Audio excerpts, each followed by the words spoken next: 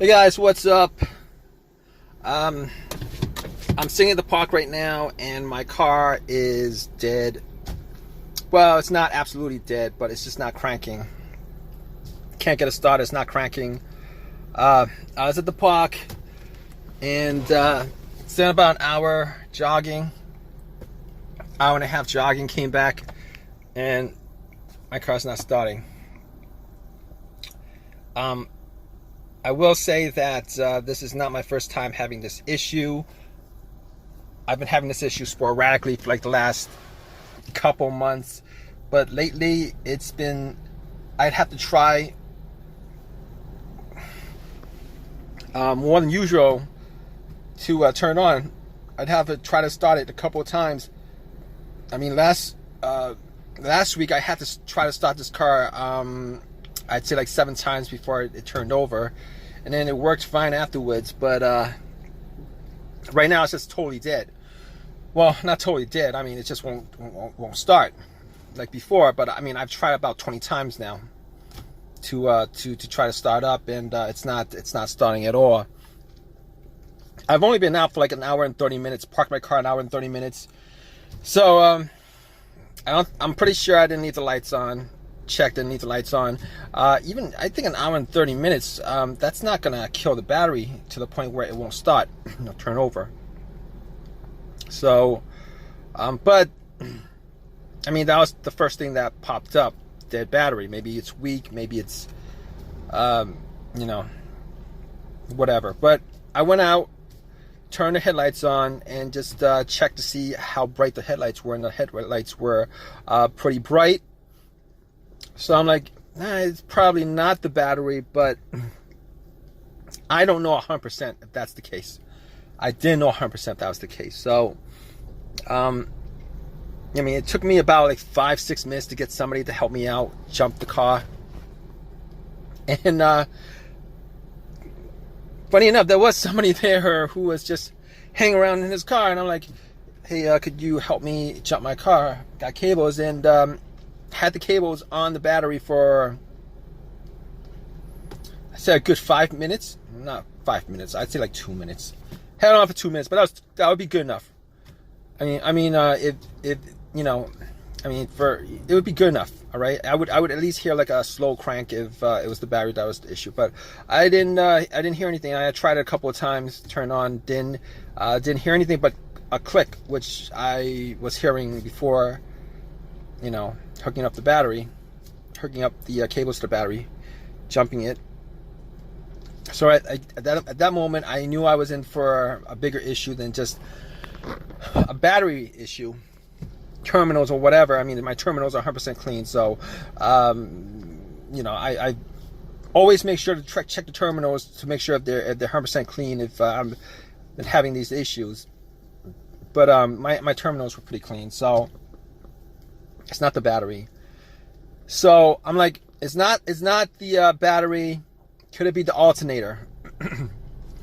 And just by thinking about it, it couldn't be the alternator because this car wasn't running when it decided not to start, and even in previous situations, the car wasn't, it wasn't running. When I try to, it wasn't running with the issues that I had. Normally with alternator issues, you would have a bad alternator if the car died out on you while you were driving. I mean, it could be other things, but normally alternator issues, that's it happens with the engine running, and this engine was not running at all. So and also I'm 100% sure of it because I actually if you hook up cables to the battery, and if the alternator was dead because of and you can't start it and it's because of the alternator, hook up cables to the battery and you turn the car on, it should just crank right up. It should just crank right up, and once you take the cables off, the car would just die out, and 100% sure that it was the alternator that was the problem. Okay, so it's not the alternator. 100% sure it's not the alternator. 100% sure it's not the battery either. So what next? What do I do next? So I was thinking, What else? It could be either a relay or a blown fuse, right? A relay or a blown fuse. Now, I don't have anything to test out the relay or the fuse on this car. I mean, it would be pretty easy to test out the fuses. The relay, not as easy, but I'm gonna say it's not the relay. It's not the starter relay. It's not the fuel pump relay. It's not the starter relay, and definitely not the fuel pump relay. It's not the starter relay. I know it's not the starter relay because I hear a click. I hear a click. You hear a click every time. Try to start it. You hear a click. I mean, it gets faint. You know, the more you do it, because the battery gets strained. But you do hear a click. So I mean, the relay relays electricity from the battery to the starter. It relays electricity to the starter, and because you're hearing that click, it means that the solenoid is firing off. It's just that the engine is just not turning over. It's not cranking up. It's not running. So at that point, I know it's not the relay. I mean, I can't say I'm 100% sure it's not the relay, but I'm gonna say to a good certainty that it's not the relay. Like 90% sure it's not the relay. I'd have to test it out to make to make that 100%, but 90% sure it's not the relay. So what else? What else did I test out? I'm thinking, could it be a fuse? Maybe it could be a fuse, but all the times that I've had issues with fuses with this car, well, not this car, but I mean, with cars that I've had previously. So here's the thing about it. Twice I had fuse issues and it affecting my car starting up, not being able to start up. So I'm like, first issue with the fuse that I had was, it would crank. Everything works, it would crank, but it won't turn over. It would crank, it won't turn over. It would crank up, it won't turn over.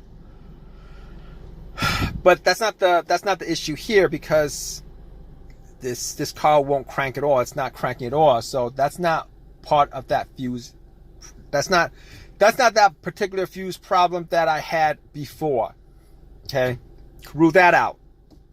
The second fuse no start issue that I had was okay, it was a main fuse that was blown. Okay, I drove it around and parked it, had my car on, and my car just died out immediately. Thought it was an alternator to begin with, but after doing some testing, found out that it was a main fuse that was blown. And had that, and that was the case because everything just, nothing worked in the car. Like as if the cables were taken off the battery, nothing worked in the car. So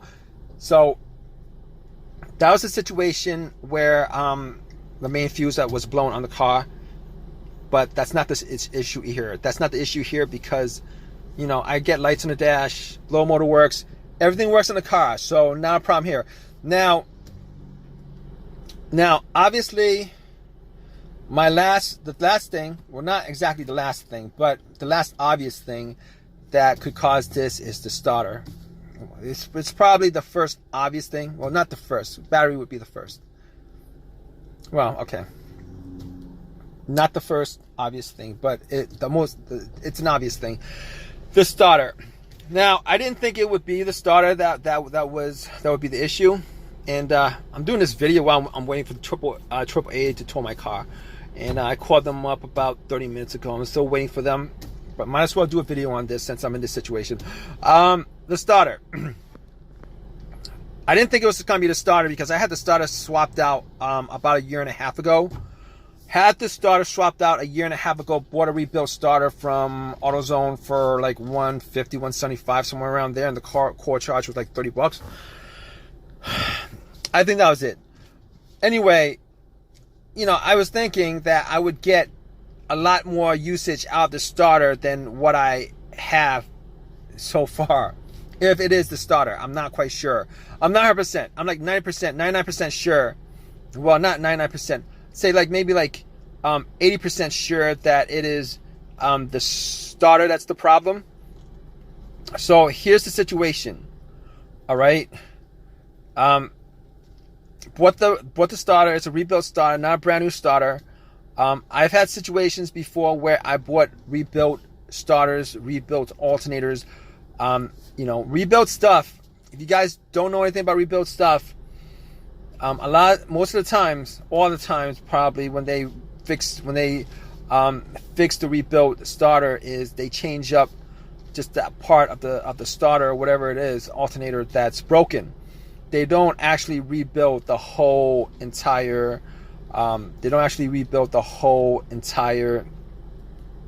thing. So you could have, one component that's brand new on there, and then the rest of it has like 150,000 miles on it. The truth. The absolute truth. But even still, I didn't think that, I still don't know if it's a starter or not. I mean, it's hard for me to believe. I've only put on maybe like 15,000 miles for a year and a half, maybe a year and a half, 15,000 miles. And, right now I'm sitting in my car and I'm not going anywhere. And I'm thinking it's a starter. Now, I could do a couple of tests on it. I could try to like bump the starter, just bump it. If I have a long crowbar or something like that, bump it and then try to start it, see if I could get like one more start out of it. And if it does start up, it's definitely the starter. But I don't have that at the moment, and I'm not gonna go out and do that. I've done that before, but I don't want to do it in this situation. The other thing is, I could probably put a wire to the solenoid, to one of the solenoid terminals, and see if the starter cranks up or not. But I'm waiting for AAA. I'm gonna be waiting for AAA. See how that works out. Kind of sucks. And if it turns out to be the starter, this won't be the first time that I've had a rebuilt starter and having it go out on me prematurely, within 2 years. I've had an alternator that went out on me within 6 months. Rebuilt. I'm a big fan of OEM parts. Probably should have just bought a used starter from eBay OEM and pop it in. I would probably be on the road right now instead of making this video. But I'll let you guys know. AAA is gonna be here to tow my car. I'll let you guys know what happened to my car. Hey guys, so my car is now working fine, and you guys guessed it. If you guys guessed like me that it was the starter, and it was the starter, it was still under warranty. Brought it to AutoZone, and man, I did a little complaining, to them about the starter only lasted that long. They said it's under warranty. You get a brand new, not a brand new one. You get another rebuilt starter, but it's free of charge. I'm like, no, that's not the point. The point is, I gotta spend time out of my day. I gotta spend time out of my day to put it in, take it out, put it in. Or if I was gonna pay for it, I would have to spend money out of my pocket to do it. Pain in the butt. Turned out to be the starter. It's not like the absolute worst situation in the world, but I'd rather not have situations like this come up. It's just really a pain in the butt. And when I change a part on a car, I'm hoping that I get a certain amount of usage out of it. And I was thinking maybe 100,000 miles over, maybe like well over 100,000 miles. But guess what? They gave me another rebuilt starter, popped it in, it works. I've got a rebuilt starter in my car. So I got a rebuilt starter in my car. All right, replaced a rebuilt starter with another rebuilt starter. Sucks. And what are you gonna do?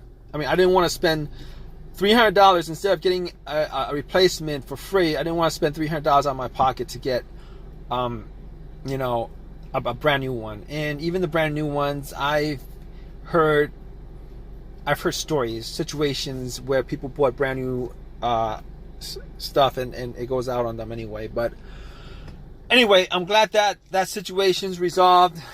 Really pain in the butt, frustrating, aggravating stuff that I really wish wouldn't happen, but apparently it is what it is, kind of thing. But if you guys have any comments, please leave your comments in the comment section. Please give me a thumbs up. Please subscribe, guys. All right, hope this has helped you out as far as your issues with your car. Hope hope if you do have this kind of situation that is as simple. No, not as simple, but it's not worse than that. All right, guys, take care.